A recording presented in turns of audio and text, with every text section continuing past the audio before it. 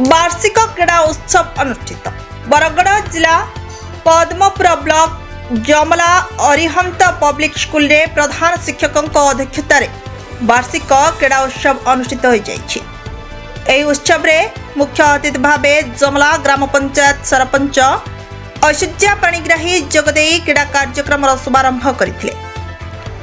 खेलकूद माध्यम रे पाठ पढ़िले छात्र छात्री सृजन शक्ति विकास हेबुथिबा बेले एही क्रीड़ा कार्यक्रम छात्र छात्री सकाशे अमृत तुल्य काम करिबो बोली मुख्य अतिथि तथा शिक्षक शिक्षिका माने मत व्यक्त करथिले।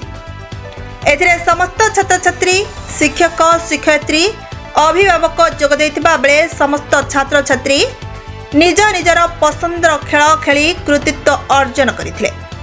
बरगड़रू फकर राणा रिपोर्ट प्रतीक्षा न्यूज।